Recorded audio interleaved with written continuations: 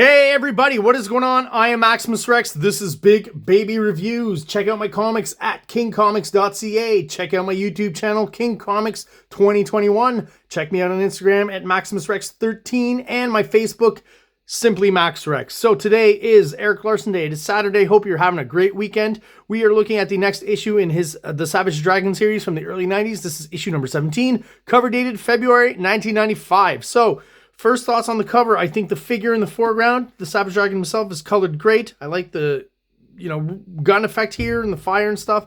I don't mind a gradient from dark to light. That's fine. I just find the dark here is a little too dark. I've talked about this before. It seems like the colors are slowly adjusting over these issues here right up to 2021. They start getting really nice and clear, I think. There's still a bit of muddiness to some of the colors. Past few issues have been all right. Kind of goes down a little bit on this one, but slowly things are looking up. And like I said, once we hit the early 20s, all of these problems, I think, with the covers and the darker colors will have been sorted out. So I feel like Erik Larsen, month after, hey, come on, relax with the dark colors here. At least the cover pops, I will say that. Maybe that's the reason for such a dark section there. Overall, other comments on the covers, just a cool kind of iconic shot of the Savage Dragon, dressed as a cop, guns a-blazing, blood coming out of his nose. So, it's more of the same, even though it's very cool. I have absolutely no problems with that. I think it looks awesome.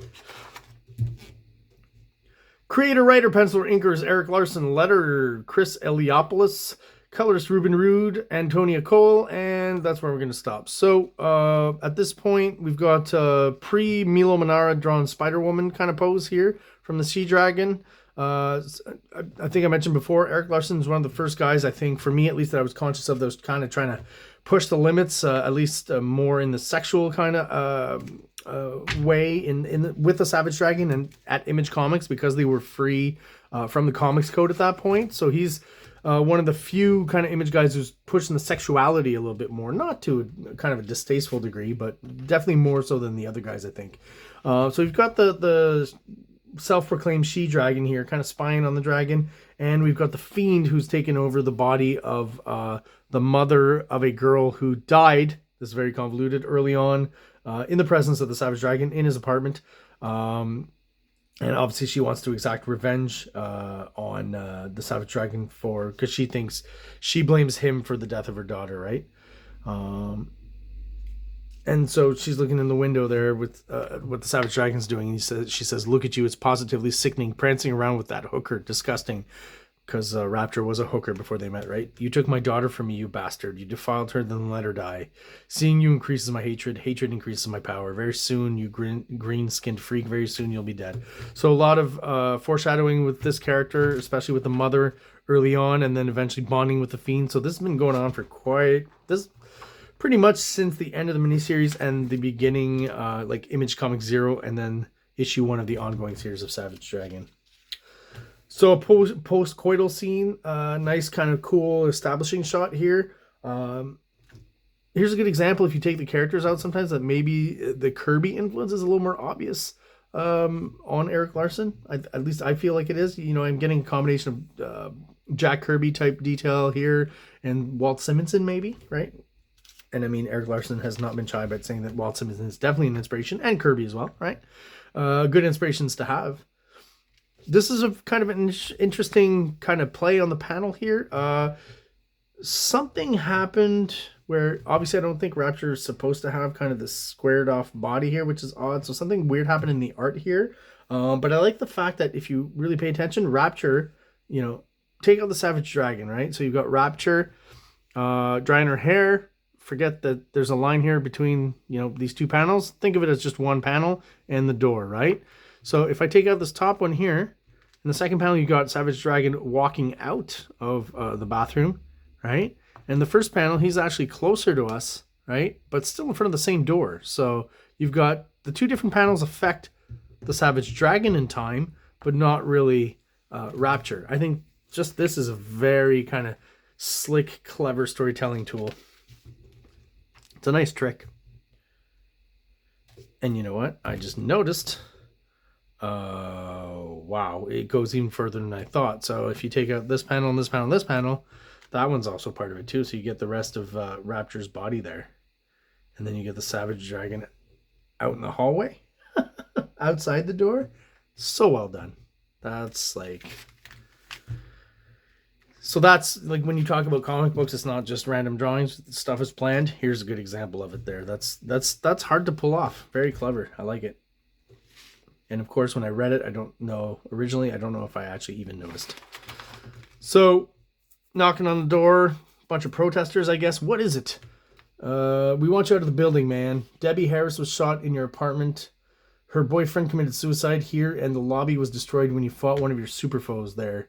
And you just killed a bunch of people when you went crazy. It just isn't safe for... Look, I can explain. My mind was being controlled. It's not like... I assure you, he's completely back to normal. Rapture. So she gets to the door naked and slams the door. So with all the bad stuff that's happening in and around Dragon, it would make sense that the tenants of the building where he lives, wouldn't want him around. All right, so public opinion has turned, and the Savage Dragon is public enemy number one, basically, at this point, right? Obviously, he's, as mentioned before, he rampaged through the city, killed a bunch of people, so even though he was under mind control, people are just not on his side, and our Richard Richards can take advantage of that. So here's a sequence, again, Larson throwing in some little tidbits for later, right? Building subplots that'll come into the A story many issues later sometimes. And we thought Cyberface was dead, but basically he's escaped, and I guess he was being protected or held by these people here, these heroes. I'm not quite sure, but yeah, that's definitely going to lead to another storyline, catching up with the dragon soon. This is an interesting kind of way of doing it. Is it a Ronin thing he did here, or a Moebius thing? Like he just tried something different here, and it kind of looks cool and interesting. So our Richard Richards... Right on time. I've been expecting you. Come on in. Here's a little toy I've been playing around with for you. So someone's made something for him, right? And no, not a sex toy. We're going to find out real soon what it's about. After this argument between Dragon and Rapture. A little bit of a domestic dispute, and boom! Here's the money shot for the issue. Awesome double page spread here. Looks cool. Great shot of the dragon, obviously. And you're going to have to assume...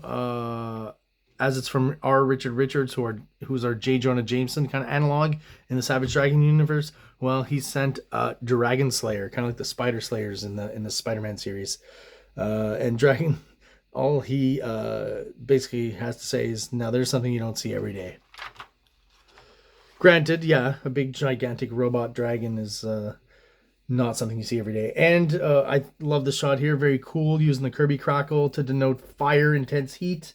All over the place, right? So he's used some white medium as well to throw some white Kirby crackle on top of the dragon here. Just a very cool, powerful Kirby-esque shot with the foreshortening, the hand and everything, and basically just burns all of his clothes off, right? Because I mean, even though these are comic books and there's a lack of logic for some things, there's a bit of logic in others.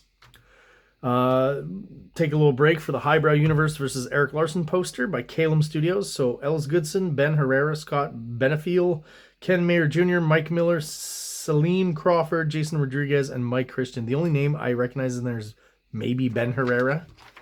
And there you go. So I guess every character was drawn by a different person, or a couple of characters were drawn. Anyways, all their styles seem to fit well together, though. Interesting, but not the focus of our review. So our Richard Richards, another shot of him here, obviously piloting the Dragon Slayer. I don't know if they call it that, I don't remember, but I like calling it the Dragon Slayer because clearly the inspiration comes from, again, as I said, the Spider Slayers from Spider-Man, even down to the fact that you can see our Richard Richards on the dragon with the screen. The Spider Slayers were kind of designed that way as well. And always great action. I gotta say, the coloring is kind of stepping up in the Savage Dragon these last few issues on the interior anyways. I don't know what it is. The colors just seem more vibrant, or I don't know what it is. Hopefully like that translates over to the covers as well. Larson always drawing the tightest of crotches when it comes to the women in the Savage Dragon series. And here we got Dragon beating the crap out of the Dragon Slayer in full flesh tuxedo, green flesh tuxedo, but flesh tuxedo nonetheless. I don't know, but the Savage Dragon, sometimes he's got body hair, sometimes he doesn't. Maybe he got burned off. Is that what happened here? Why would someone with a fin have body hair? Anyways, it's a comic. Oh, I say that. Her hair's been burned off as well, right? So maybe that's what happened to Dragon as well. So we get Alex's boyfriend here, just getting angrier and angrier that, you know, he blames obviously the dragon for her being hurt. And the first thing she says out of the coma is dragon. So he's obviously distraught and destroyed by that. Oh, and of course, there's going to be a reckoning for RRR. R. Richard Richards, J. Jonah Jameson, JJJ, RRR. Not too obvious. So the dragon ends up arresting him, basically. And of course, well, we're left with another cliffhanger because this is a monthly comic. And the red coloring and the red word balloon phylactery.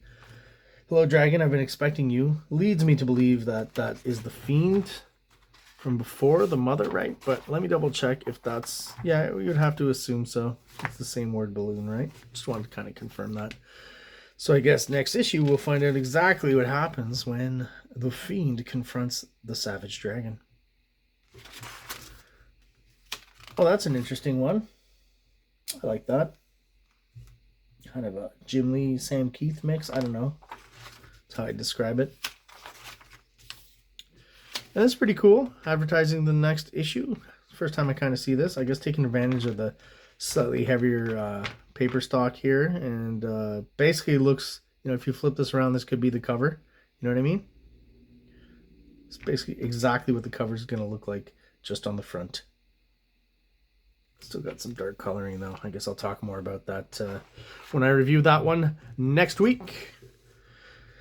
Don't know if I'll get into Freak Force. I've got a few of them. I did kind of like it. Story-wise, it was alright. The art was a little boring, to be honest.